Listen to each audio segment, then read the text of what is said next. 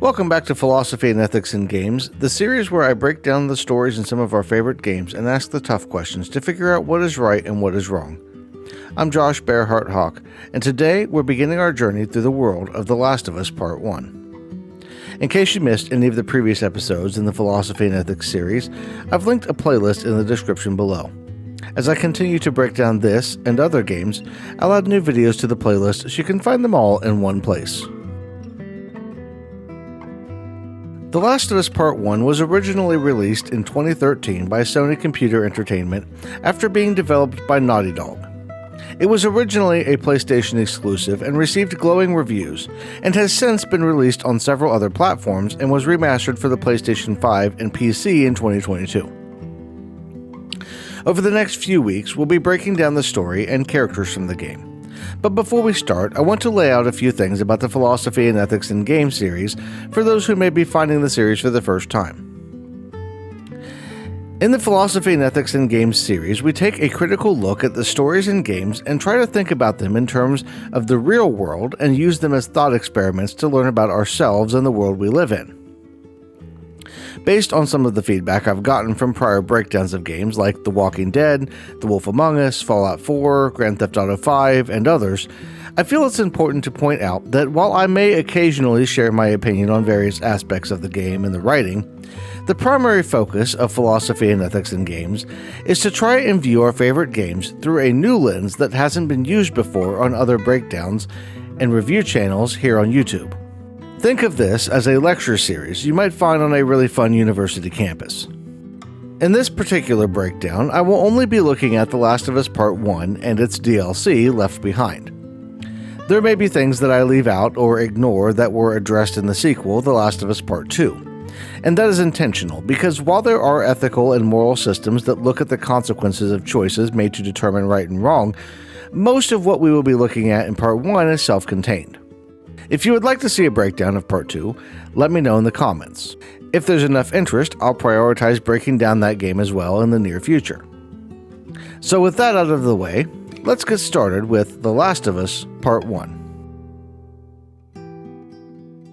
The main story for The Last of Us Part 1 starts in what could be more or less the modern day. Within the first few minutes, we meet Joel, the man who will become the main player protagonist throughout the game, and Sarah, Joel's daughter, who will wind up being tragically killed as things start to really ramp up. Sarah is sleeping on the couch, having fallen asleep while waiting on Joel to get home from a long day at work. And we get a pretty good picture of the kind of relationship they have and who they are pretty quick. It's clear that Sarah's mother is out of the picture for one reason or another, and Joel is doing his best to juggle being both a mom and a dad while also working to provide for himself and his daughter. This is a situation many families in our own world are all too familiar with, and instantly makes them extremely relatable. Joel seems a little stressed out, and he gets on Sarah's case for being up so late. But she quickly livens the mood by offering him a birthday present that she managed to get for him in the form of a watch. It's clear that these two have come to not only depend on one another, but have a close father-daughter bond, and while we can see where the storytelling is going, I want to focus on something a little more real. While Joel is Sarah's father, he also treats her almost as an equal, as evidenced by their banter in this opening scene. Sarah is clearly mature for her age, and it's nice to see a situation in media like this where the parent actually respects their kid as an individual rather than just looking down on them as a child. Often, both in media and the real world, parents have a habit of viewing their children as nothing more than kids who should be following instructions and only doing what they're told, rather than as thinking, feeling individuals that have their own desires, ideas, and rights.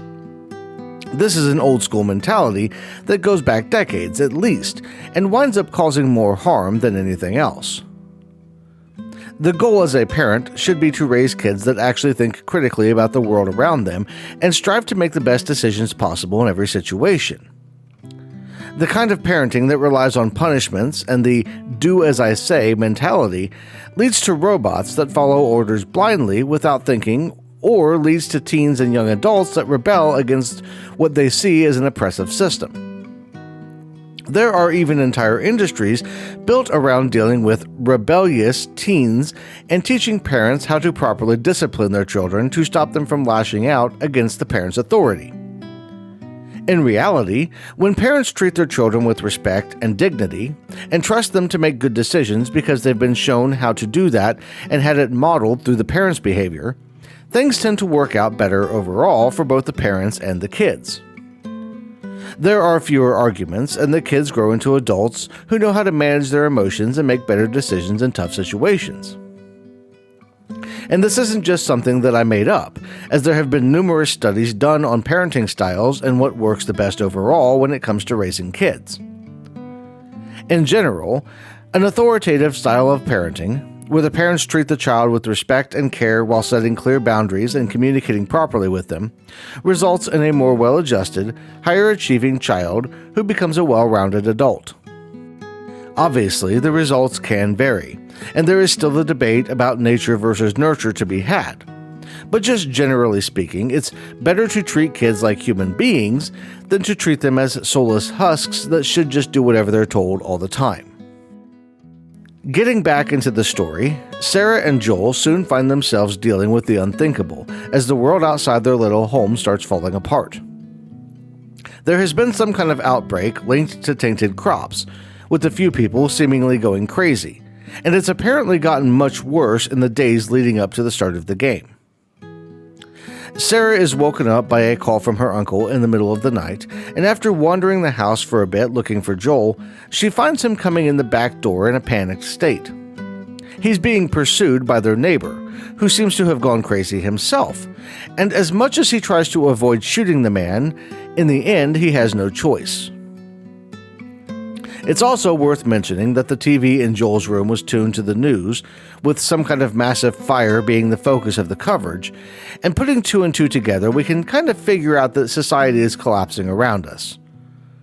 That might be a big leap to make just based on the news coverage, but when you're faced with a crazed neighbor, a massive explosion in town, and chaos erupting on the streets, it's a pretty safe bet things are going to change in a big way.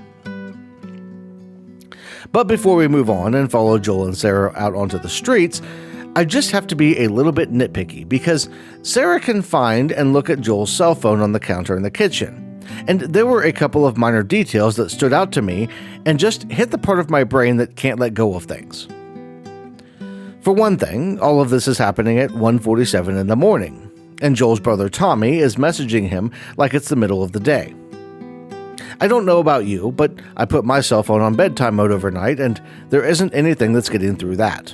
The more annoying thing, though, aside from the 35% battery remaining when he should have been charging his phone overnight, is that Tommy's text saying that he was on his way, presumably to Joel's house, was followed up with a text that asked him where he was and said to call him. That could be a realistic thing, though it makes me wonder if Tommy was texting while he drove over there, or if it was just a mess up in the presentation, as having the more recent text on the bottom would make way more sense to me. But that's all just kind of nitpicky and not really important overall.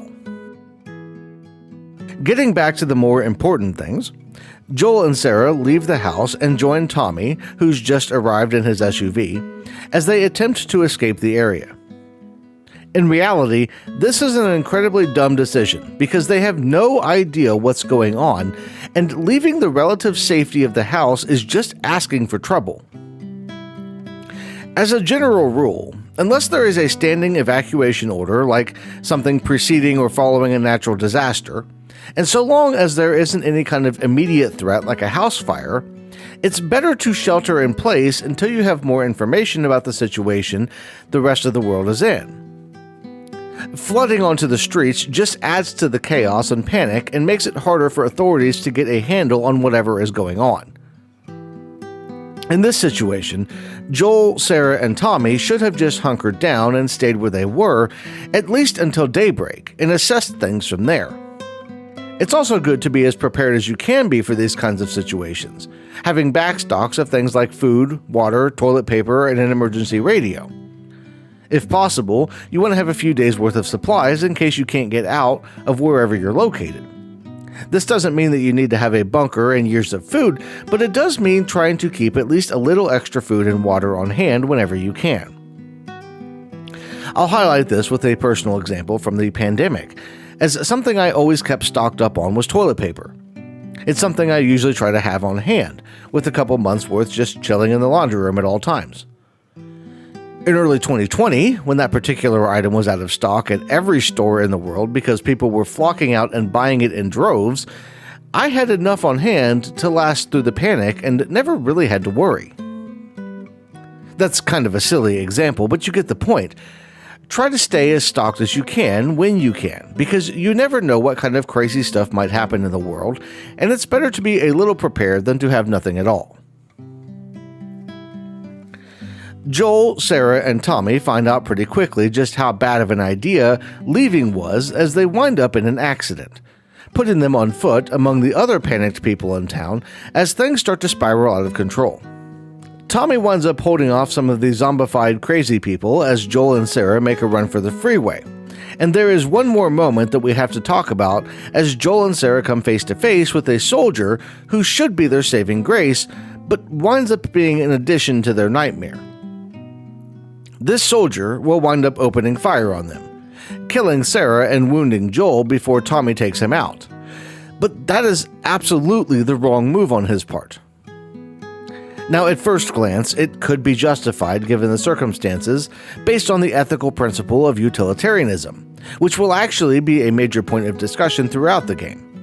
But in this situation, he could have and probably should have disobeyed orders, as Joel and Ellie weren't really a threat. Sure, he might not have been able to bring them back to wherever his group was set up, but he and they were all alone in that area and he could have told them to go back the way they came. Joel might not have liked that answer, but it would have been far better than opening fire on a man and his daughter like he does. And, in fact, the order to shoot them would fall into unlawful territory as they didn't pose an immediate threat to anyone's safety. It could be argued that there was a standing order to shoot anyone on sight because they might be infected, and we don't know how much the military or anyone knew about the infection at that point. But at least in the real world, there is no circumstance where any member of the military should be shooting unarmed civilians. I can say that as a veteran of the United States Army. Even if there was some kind of infection or outbreak that needed to be contained, unless there was an active, imminent threat posed, there is no legal justification to shoot them. That aside, the soldier blindly follows his orders, and Sarah is killed in the attack. Joel is devastated, but while Sarah's story might end there, his story carries on into a frightening new world. 20 years later, Joel finds himself living in a quarantine zone in the ruins of what used to be Boston, Massachusetts. He's changed quite a bit, and as we'll find out in the long term, he never really dealt with the grief of losing Sarah. He's living alone, and with very few exceptions, he doesn't really seem to have anyone in his life that he cares about. The one person we do see him show at least a little warmth toward is a woman named Tess, who wakes him up by pounding at his door early one summer morning. Tess and Joel are partners, and may have a loose romantic connection, but all we really know at this point is that the pair of them seem to be working as smugglers. When we first meet Tess, she's returning from delivering pills, either medicine or illicit drugs, to someone across town. And we learn that while the drop-off went fine, she was attacked on the way back by a couple of men working for someone named Robert. To make a long story short, and as simple as possible, the Zone is more or less an authoritarian wet dream society where the military, or what's left of them, runs things, and people are required to show their papers to prove that they belong, while also waiting in line for rations and being subjected to constant checks to see if they're infected or not. While something like that might be fine for some people, with the value of the safety provided outweighing the desire to freely move about and live in the way you want to, it isn't a community that I would personally want to be a part of. Maybe you get to go on breathing, and your heart is still pumping, but in that kind of world, you aren't ever really living. People are ordered to do what they are told, when they are told, and if they don't go along, they wind up dead or exiled. Meanwhile, though the game doesn't really show this, I would be willing to bet that the guys at the top of the ladder are living it up with more than enough food and medicine. I say that because it's a pretty common thing to see in these kinds of dystopian environments, but also because that's the way things go in real-life authoritarian regimes. There is always a guy or group of guys at the top who convince everyone below them to just go along with things while promising safety from all that you might fear. That's really kind of besides the point here, though, as we aren't directly fighting an authoritarian regime in The Last of Us Part 1. At least not an obvious one. See, there is a group that is actively fighting against the authorities in Boston and elsewhere, known as the Fireflies. They formed up shortly after the fall of the government, or perhaps a little earlier, and their main goal appears to be getting society back on its feet, regardless of the cost. The first time we see anything to do with them, outside of a mention in the opening credits, is when they blow up a military vehicle at one of the quarantine zone gates as Joel and Tess are on their way to see Robert. Now, before we go any further, I feel it's prudent to mention that when I do these kind of breakdowns, I mainly stick to what I see and discover throughout the game. So when I talk about these characters and their roles, I'm going from what I observe rather than information gathered from wikis and other places. This is mainly because I want the experience to be based on whatever the developers presented without outside influence, and because at the end of the day, these breakdowns are focused on aspects outside of the game world rather than any lore or established rules in the game. I bring that up because when it comes to Robert, I honestly have no clue who he actually is to Joel and Tess here. From the context in the game, he appears to be the leader of a faction that they trade with or compete with when it comes to smuggling things, but I'm not sure it's ever really spelled out, though I might have just missed it. In these kind of instances, just know that the part that we're focused on is the ethical, philosophical, and moral workings, and the lore isn't really important for that angle. What is important is that Robert apparently sold a shipment of guns that he was supposed to be delivering to Joel and Tess. That shipment was meant to pay off some kind of debt that he had with them, and now they're expecting payment in full when he has nothing left to give them. To make matters worse, he sold the guns to the Fireflies, meaning the likelihood of Joel and Tess getting them back is low. Annoyed with Robert's stupidity and not willing to put up with his groveling, Tess decides to just shoot him. And as wild as that is, I have to say it's actually kind of refreshing to see characters in a game that don't put up with the crap and are willing to do what needs to be done. That's not saying that Robert necessarily deserved to be shot. We don't really know the guy outside of this interaction, and he could have been a saint that fed soup to dying senior citizens on the weekends for all we know. It's just one of those things where the supposed good guys seem to always be against killing, even when it does make sense, and knowing that we're rolling into a situation where that isn't the case is kind of refreshing. That being said, it turns out getting the guns back won't be quite as complicated as Joel and Tess assumed it would be, as within minutes of killing Robert, they are greeted by the leader of the local Fireflies and offered a deal. Marlene is going to be a rather interesting character to talk about in this series, and she'll likely get her own Friend or Foe episode at some point. But for now, the only thing we need to concern ourselves with is that she is the leader of the Fireflies in Boston. Or what's left of the Fireflies, that is. They're mostly wiped out thanks to raids being done by the military, and Marlene is getting desperate. So desperate, in fact, that she is willing to part with the guns that she bought from Robert if Joel and Tess can just help her smuggle one package out of the city.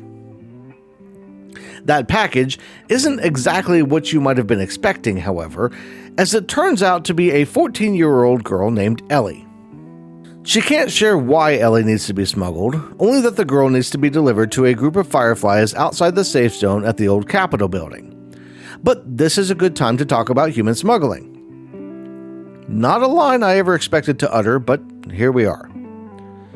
See, the concept of smuggling human beings has a long and often sordid history that includes both good reasons, like freeing people from slavery on the Underground Railroad, and bad reasons, like trafficking people through various criminal enterprises and treating them as property. Some people might think they are above the human beings they are trafficking, and they often see them as nothing more than chattel. I would hope, if you've made it this far into a video discussing philosophy and ethics, that I wouldn't need to explain to you why this concept is wrong morally and ethically.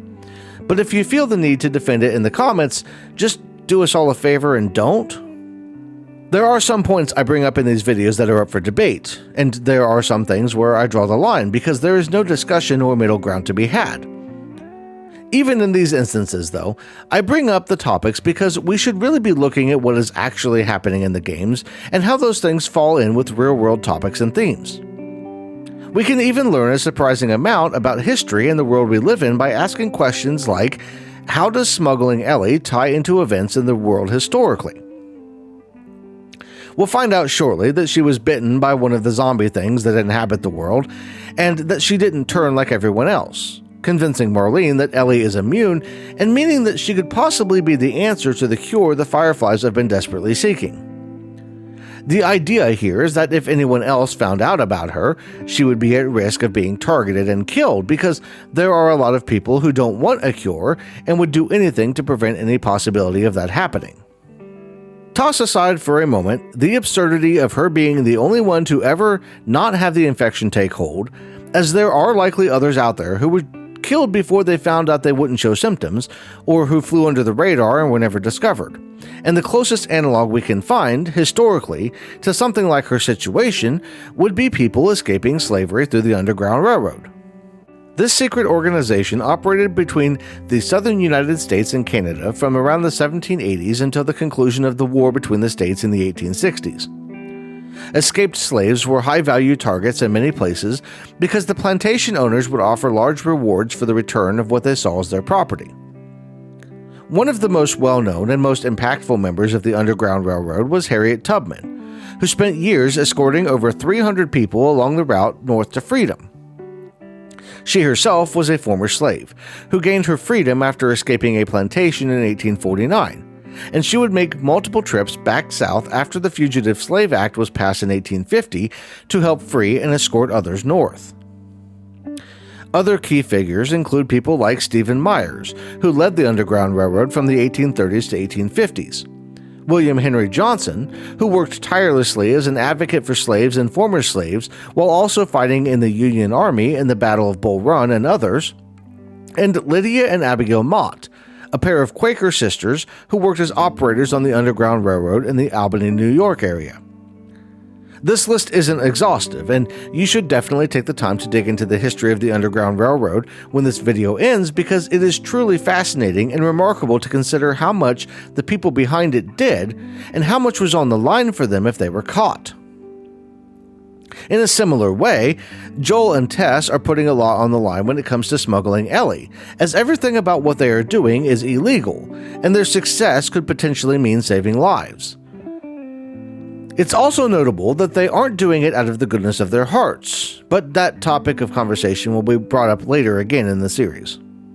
The journey itself to the capital is far from easy, and I'll just say here that it was actually really kind of frustrating for me from a gameplay standpoint, as I really didn't like what felt like a maze at times when I was trying to get where we needed to go. This is a personal gameplay objection, but I can't be the only one who wasn't a fan of the sneaking around in the first few parts of the game. Honestly, I'm not sure I would have even given it a fair chance if I wasn't recording it for the Philosophy and Ethics series. Once I got used to the mechanics and dealing with the various zombies and NPCs, it wasn't too bad, but in this first section I wanted nothing more than to advance the story and was in way too much of a hurry. I went into the game mostly blind, having only a basic knowledge that it was set in a post-apocalyptic world and that I would be helping Ellie get somewhere, and I think my expectation was that the story would be much more cutscene driven. In reality, there was a lot to take in and explore, and I had to really learn to slow things down and be more observant before I could really enjoy myself. And I need to praise the world design here as well, because it was really cool to see Boston, and eventually other cities, overgrown and looking like I expect post-apocalyptic worlds to look. This was what I expected out of other games like The Walking Dead or Fallout 4 in a way, But those settings weren't really anything like The Last of Us, and I need to give some mad props to Naughty Dog for building such a beautiful world. Jumping down off that soapbox, we can follow Joel, Ellie, and Tess as they end their journey at the Capitol building, only to find the Fireflies they expect to meet dead. It wasn't really clear to me what happened, but there wasn't even much time to focus on it because the military showed up and forced the crew to leave. Well, 2 of them at least. See, on the trip to the Capitol, Tess actually got bitten by one of the zombies that we encountered, and she doesn't appear too confident that she'll have the same luck as Ellie. Saying goodbye, Tess stays behind to hold off the incoming soldiers as Joel and Ellie make their way out of the rotunda and into the next episode of Philosophy and Ethics in Games. So that was a lot, but we've still got a long journey ahead of us as we're looking at about 6 total episodes in this series for The Last of Us Part 1. Next week, Joel and Ellie will be setting out to meet up with a buddy of Joel's, and we'll be diving deeper into the problem of Ellie's immunity, the issues with quarantine zones and a lack of planning by authorities for catastrophes, and the benefits and drawbacks of going it alone in the apocalypse, among other topics. To make sure you don't miss out on that, hit the like button on this video and subscribe to Lost in Games so you can get alerts when I upload new videos in the Philosophy and Ethics in Games series and the Friend or Foe series, where we dive deeper into individual characters like Ellie, Joel, Tess, and Marlene, as well as characters from other games I've covered on the channel. If you want to chip in and help out in other ways, I've got channel memberships, a Patreon, and a membership program on my website, where tossing a couple dollars a month my way helps me to get new games to cover while getting you cool perks like having your name on the screen in videos. That's all I've got for this one. I want to thank you all for watching, and I'll see you in the next one.